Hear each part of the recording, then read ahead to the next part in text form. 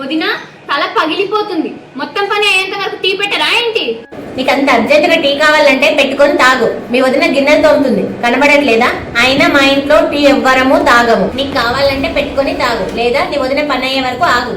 అలవాటుదేముంది, చేసుకుంటే అదే అవుతుంది. కానీ మీరే టీ డబ్బులు కూడా మిగుల్చాలనుకుంటున్నారు. పిసినారి మొహాలు. కోడలా, నువ్వు నీ ఆడపడిచికి భయపడుతున్నావా ఏంటి? అది అన్ని మాటలన్నా నిల్చొని చూస్తున్నావు. భయపడనత్తయ్య, కానీ గొడవలు ఎందుకు అని ఊరుకుంటున్నాను. అయినా తన అన్న దాంట్లో తప్పేముంది? ఫస్ట్ తనకు టీ పెట్టించి ఆ తర్వాత నేను పని చేసుకోవాల్సింది. కోడలా, అది ఆడిచ్చినట్టు నువ్వు ఆడకు. ఒకవేళ దాన్ని ఏమన్నా అంటే నేనేమన్నా బాధపడతానని అనుకుంటున్నావా? నేనేమీ అలా బాధపడను, ఎందుకంటే దాని గురించి నీకంటే ఎక్కువ నాకే తెలుసు. అయ్యో అత్తయ్య, అలా ఏమీ లేదు. తను ఇంకా చిన్న పిల్ల. చిన్న పిల్లనా? తన అత్తగారింట్లో పనులు మొత్తం తనే చేసుకుంటుంది కదా, మరి ఇక్కడికి వస్తే ఏమైతుంది? బెడ్ మీద కూర్చొని నీకు ఆర్డర్లు వేస్తా ఉంటది. ఇక్కడికి వచ్చిన దగ్గర నుంచి కనీసం తన బట్టలు తను కూడా పిండుకోవట్లేదు. అయితే ఏమైంది అత్తయ్య? అందరి బట్టలు నేనే పిండుతున్నాను. తన ఒక్కదాని బట్టలు నాకు బరువా ఏంటి?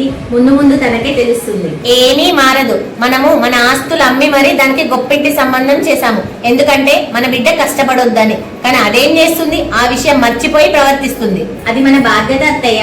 ఏ తల్లిదండ్రులైనా కూతురికి మనకంటే గొప్ప సంబంధం తీసుకొచ్చి పెళ్లి చేయాలనే కదా అనుకుంటారు. మనం కూడా అదే అనుకున్నాం. కానీ తను ఆ విషయం మర్చిపోయి ప్రవర్తిస్తే దానికి మనమేం చేస్తాం అత్తయ్య? అత్తగారింట్లో ఏం చేస్తుందో ఏమో, ఇక్కడ మాత్రం నా కోడల్ని సతాయించుక తింటుంది. ఇవాళ టీ ఇచ్చేది ఉందా లేదా? అత్తయ్య, టీ తాగుతారా? తాగే వాళ్ళని వదిలేసి తాగని వాళ్ళని అడుగుతుంది కదా.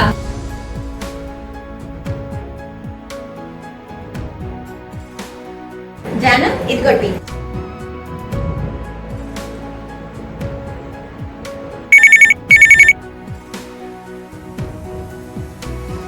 మనం వెళ్ళడానికి మీ అమ్మ నాన్న ఒప్పుకున్నారా? సరే అయితే నేను ఇవ్వాలి వచ్చేస్తాను. జాను, ఏమైంది? మేము వేరుండడానికి మా అత్త మామ ఒప్పుకున్నారంట. అవునా? అత్తయ్య, జాను వాళ్ళు వేరుపడడానికి వాళ్ళ అత్తమామ ఒప్పుకున్నారంట. మంచిది. సంసారం అంటే ఏంటో దానికి ఇప్పుడు అర్థమైతది. అంతేగా అత్తయ్య?